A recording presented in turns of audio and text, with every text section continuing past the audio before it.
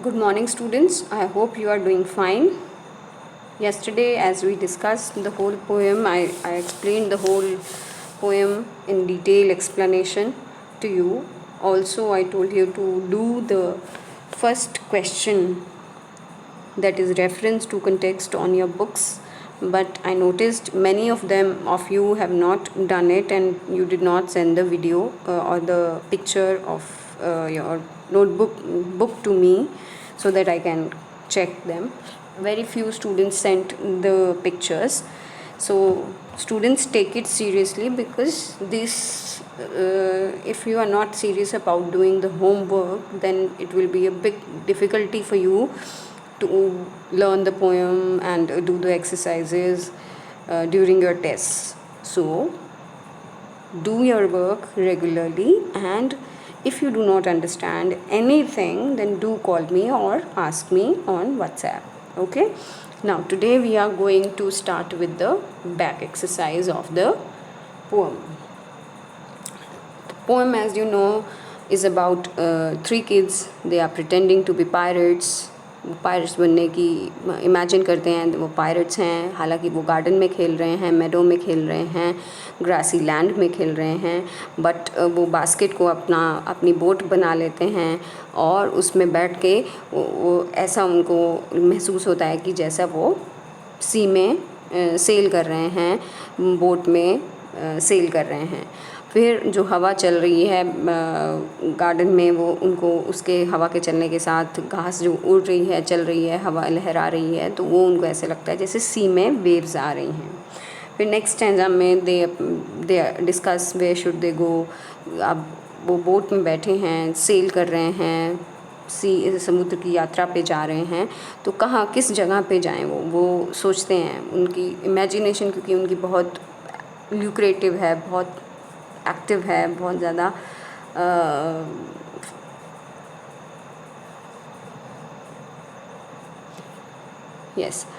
उनकी इमेजिनेशन बहुत ज़्यादा एक्टिव है और बहुत विविड है, एकदम क्लियर है। तो वो डिस्कस करते हैं कि अब since we are sailing in a boat, तो वे शुड वी गो। अब उनको ये भी पता है कि जब हम बोट में यात्रा करते हैं, बोट में सेल करते हैं, तो किन किन चीज़ों का हमें ध्यान रखना चाहिए। हमें वेदर का ध्यान रखना चाहिए और हमें सेंस ऑफ डायरेक्शन नहीं भूलनी चाहिए। अब वेदर का वो कहते हैं हमें ध्यान है, we are aware of the weather, we are cautious of the weather, and direction वो कैसे ढूंढते हैं, पोल स्टार को देख के। Pole star, as you know, it's a fix star that points towards north direction.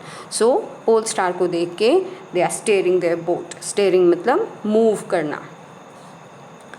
फिर डिस्कस होता है कि कहाँ चलें, अफ्रीका चलें, प्रोविडेंस मतलब भगवान के घर, हेवन में चलें, मतलब इतनी दूर तक जाना चाहते हैं कि चलो अब हेवन को भी देख के आए। अब इमेजिनेशन है बच्चों की, इमेजिनेशन में आप कहीं भी जा सकते हो, तो उनकी इमेजिनेशन है कि चलो दूर दूर की प्लेसेस देख के आएँ जो ऐसे हम नहीं देख सकते। अफ्रीका देख के आएँ, या हेवन देख के आएँ, बेबीलोन देख के आएँ, या मालाबार देख के आएँ।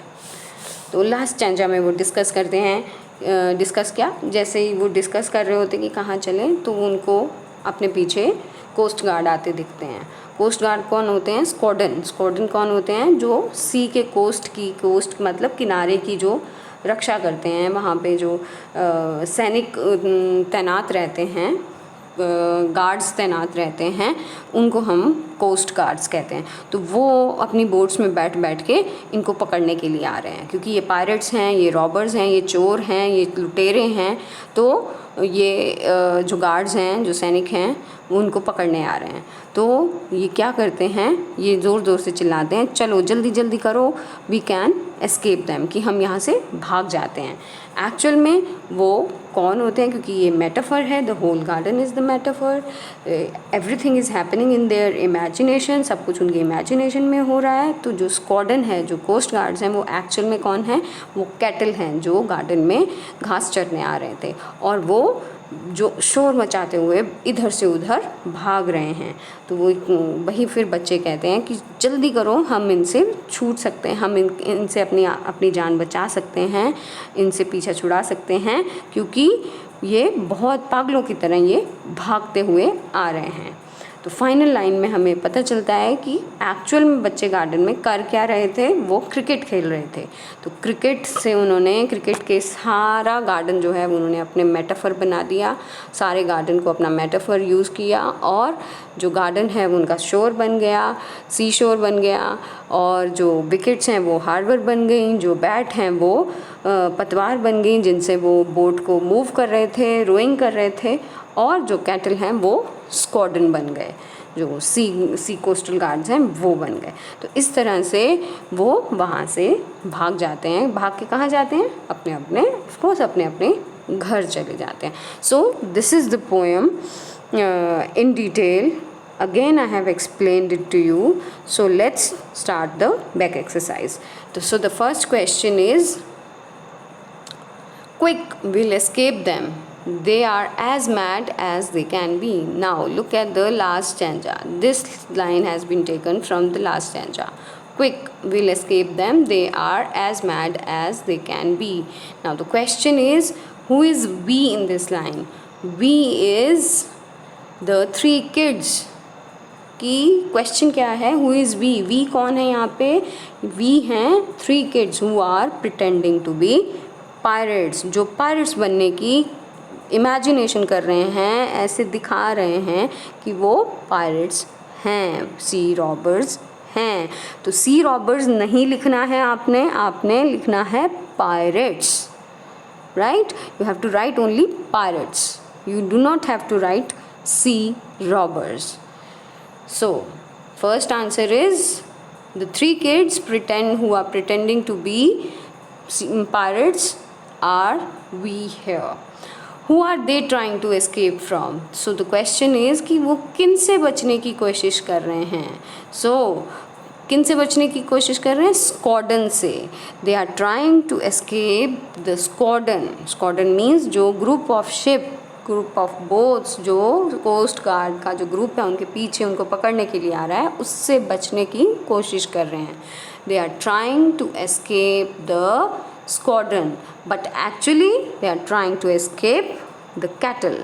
मगर रियलिटी में वो किससे बचने की कोशिश कर रहे हैं? कैटल से, वो उन पशुओं से जो पागलों की तरह उनकी तरफ भागते हुए आ रहे हैं।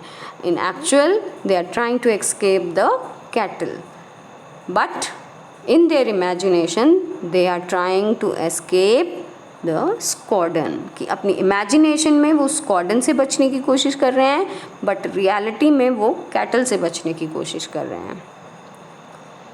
Now third question is, where do they escape to? कि कहाँ भाग कर वो कहाँ जाते हैं? अब बच्चे गार्डन में खेल रहे हैं तो कहाँ जाएंगे वापस? अपने घर में। So they escape to their homes. So in the answer of the question is they escape to their homes. Now next is, answer these questions. What is the boat made of? Now look at the first stanza. Three of us afloat in the meadow by the swing. Three of us aboard in the basket on the lee. Aboard in the basket, किस में बैठे हैं? Abode means बैठे होना, किसी चीज़ में बैठना, किसी चीज़ में बैठ के यात्रा करना। चाहे हम ट्रेन में बैठ के यात्रा कर रहे हैं, चाहे मैं बस में बैठ के यात्रा कर रहे हैं, चाहे प्लेन में बैठ के, चाहे शिप में बैठ के, चाहे बोट में बैठ के। तो बोट किसकी बनी है? बास्केट की। So three of us aboard the basket, aboard on the basket, on in the basket on the lee. So basket किसकी बनती है? Wooden. So the answer would be the boat is made of wooden basket. Now which places does the poet refer to in the poem? Now look at this second stanza.